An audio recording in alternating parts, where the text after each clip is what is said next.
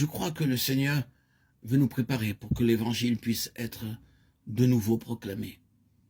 Et nous sommes en grand danger de limiter ce qu'il veut faire. Le plus grand obstacle aux bénédictions futures, ce sont les bénédictions passées. Il est tout à fait possible que le millier d'âmes sauvées puisse nous satisfaire, au détriment des dizaines de millions que le Seigneur voudrait voir venir à lui. Chaque bénédiction qu'il accorde doit paver le chemin de celles plus nombreuses qui viendront. Elle ne doit jamais devenir un obstacle aux plus grandes grâces qu'il est prêt à nous accorder. Nous devons avancer sans cesse, enracinant notre marche dans les profondeurs de sa bénédiction, de plénitude en plénitude, jusqu'à parvenir, oui, à sa bénédiction sans précédent. Il y a devant nous une œuvre bien plus grande que celle qui est derrière nous.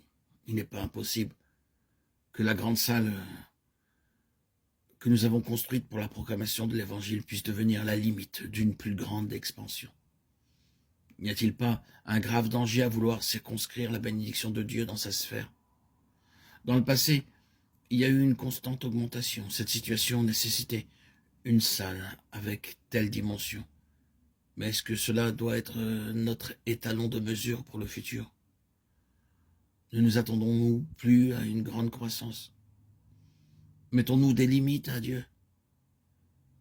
Si nous acceptons ce qu'il a fait dans le passé comme la mesure de son œuvre future, alors sa bénédiction passée deviendra un obstacle à la bénédiction à venir. Nous ferons face à la stagnation et serons dans un état déplorable. Nous avons, pour la plupart d'entre nous, commencé à servir le Seigneur il y a bien longtemps. Et nous en sommes toujours au même point aujourd'hui qu'il y a quelques années. Certains parmi nous se sont engagés à son service il y a plus de 30 ans. Cependant, nous en sommes encore là, où nous étions si longtemps en arrière. Or, nous devons nous secouer et être libérés de tous les filets du passé. Même dans les circonstances les plus éprouvantes, nous devons être pleins d'espérance. Plus grande est notre attente et plus Dieu a la possibilité d'accomplir son œuvre. Nous devons élargir nos cœurs et notre horizon, afin qu'il ait la voie libre pour accomplir ce qu'il désire.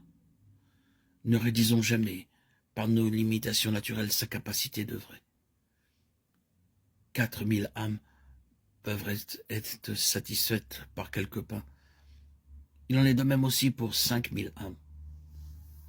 C'est la mesure de la bénédiction qui déterminera la mesure de la nourriture fournie aux multitudes affamées. Si le courant de la bénédiction est à l'œuvre, il n'y aura pas de stérilité là où elle coulera.